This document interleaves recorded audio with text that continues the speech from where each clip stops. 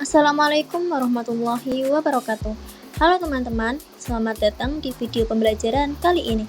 Apakah kalian pernah bertanya-tanya seberapa besar kemungkinan sebuah kejadian bisa terjadi? Misalnya, seberapa besar peluang kita mendapatkan angka 6 saat melempar dadu? Nah, itulah yang akan kita pelajari pada hari ini, yaitu materi peluang. Yang pertama ada ruang sampel, dan yang kedua ada peluang suatu kejadian.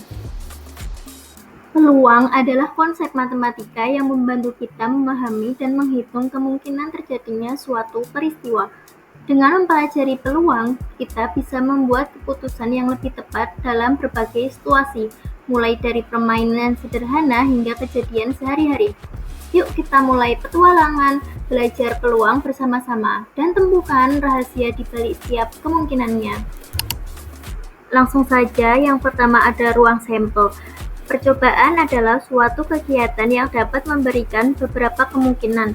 Himpunan semua hasil yang muncul dalam suatu percobaan disebut dengan ruang sampel atau yang dinotasikan sebagai S.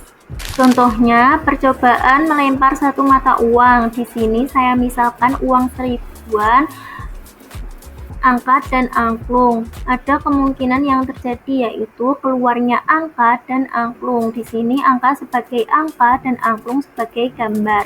Nah, bagaimana kalau percobaan melemparnya ada dua mata uang? Maka bisa kita cari. Ini di sini ada uang logam yang pertama terdiri dari angka dan gambar. Untuk uang logam yang kedua, kita anak panahkan ke uang logam yang pertama. Jadi angka terdiri dari angka dan gambar terdiri juga dari angka dan gambar. Jadi hasil yang mungkin terjadi yaitu angka-angka, angka gambar, gambar angka, gambar gambar. Maka ruang sampelnya yaitu AA, AG, A, GG. Dan untuk A-nya sendiri angka dan G-nya adalah gambar.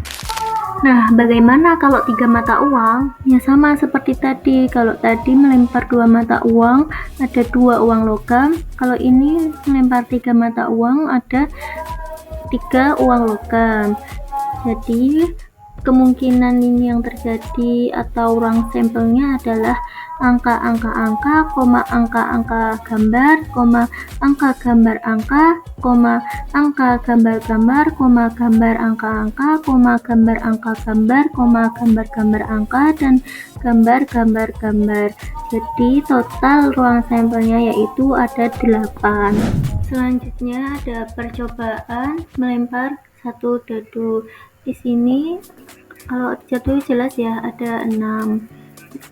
Ada bermata 1, 2, 3, 4, 5, dan 6. Maka di sini ruang sampelnya yaitu 1 sampai 6. Lalu bagaimana kalau 2 dadu?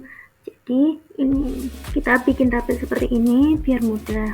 Untuk dadu yang pertama ada 1 sampai 6 dan dadu yang kedua ada 1 sampai 6 juga.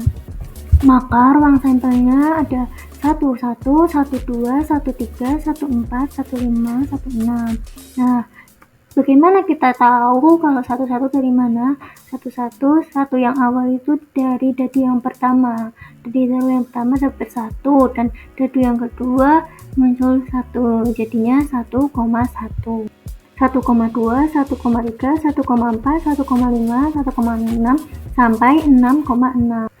Maka ruang sampelnya adalah 1,1, 1,2, 1,3, 1,4, 1,5 sampai 6,6. Bagaimana kalau sebuah mata uang logam dan sebuah dadu? Jadi di sini uang logam terdiri dari AG atau angka dan gambar, dan dadunya terdiri dari 1 sampai 6. Maka ruang sampelnya yaitu A1, A2, A3, A4, A5, A6, G1, G2, G3, G4, G5, G6. Jadi total semua ruang sampelnya yaitu 12. Yang kedua adalah peluang suatu kejadian. Peluang suatu kejadian A dinyatakan sebagai PA. PA sama dengan NA per NS, yang dimana NA sebagai banyaknya kejadian A dan NS sebagai banyaknya ruang sampel. Peluang suatu kejadian nilainya berkisar antara 0 sampai 1, dituliskan peluang A lebih besar dari 0 kurang dari 1. Jika ada peluang A sama dengan 1, maka suatu kejadian pasti terjadi. Sedangkan di mana peluang A sama dengan 0, maka suatu kejadian pasti mustahil. Langsung saja ke contoh soal yang pertama. Tentukan peluang munculnya mata dadu ganjil pada pelemparan sebuah dadu. Yang pertama, kita tentukan dulu ruang sampelnya. Karena di sini sebuah dadu, maka ruang sampelnya yaitu 1, 2, 3, 4, 5, 6. Jadi NS-nya sama dengan 6. Di sini kita diminta untuk menentukan peluang mata dadu ganjil. Maka A-nya di sini mata dadu ganjilnya ada 1, 3, dan 5. Maka NA-nya atau banyak kejadian A-nya di sini ada 3. Nah, setelah itu kita untuk mencari peluangnya. Peluang A sama dengan NA per NS. Kita masukkan NA-nya ada 3 per NS-nya ada 6. Jadi 3 per 6.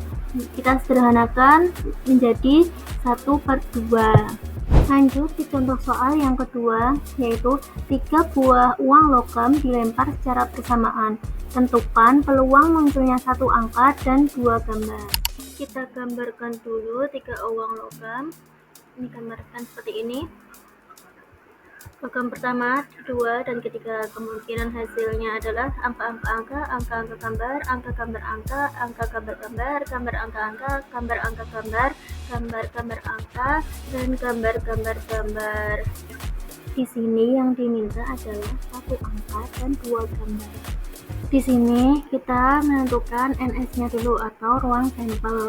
Ruang sampel bisa kita lihat di kemungkinan hasil. Kita hitung ada 1, 2, 3, 4, 5, 6, 7, 8. Jadi NS-nya ada 8.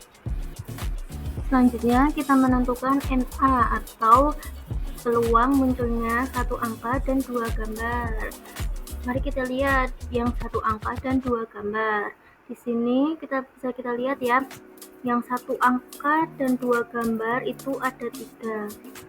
Sehingga NA-nya adalah 3. Jadi peluang munculnya 1 angka 2 gambar yaitu PA sama dengan NA per NS. Kita masukkan NA-nya 3 per 8. Lanjut contoh soal yang ketiga. Pada pelemparan sebuah dadu dan uang logam, tentukan peluang munculnya mata dadu prima dan angka pada mata uang. Kita gambarkan seperti ini. Untuk sebuah dadu kita tuliskan 1, 2, 3, 4, 5, 6. Dan untuk uang logam terdiri dari A dan G. Maka banyaknya ruang sampel yaitu 1A, 1G, 2A, 2G, 3A, 3G, 4A, 4G, 5A, 5G, 6A, 6G. Di sini dimintanya untuk mencari mata dadu prima, di mana mata dadu prima sendiri dari angka 1 sampai 6 terdiri dari 2, 3, dan 5. Untuk angka sendiri kita simbolkan sebagai A, pasangan 2, 3, 5, dan A. Yang mana? Mari kita lihat 2 dan A, 3 dan A, dan 5A. Lalu dari sini kita bisa tuliskan NS-nya dulu atau ruang sampel. Jumlah dari semuanya yaitu 12. Dan NA atau peluang munculnya mata dadu prima dan angka yaitu ada 3. Sehingga peluang suatu kejadian atau peluang munculnya mata dadu prima dan angka yaitu PA sama dengan NA per NS. Kita masukkan NA-nya 3 per 12.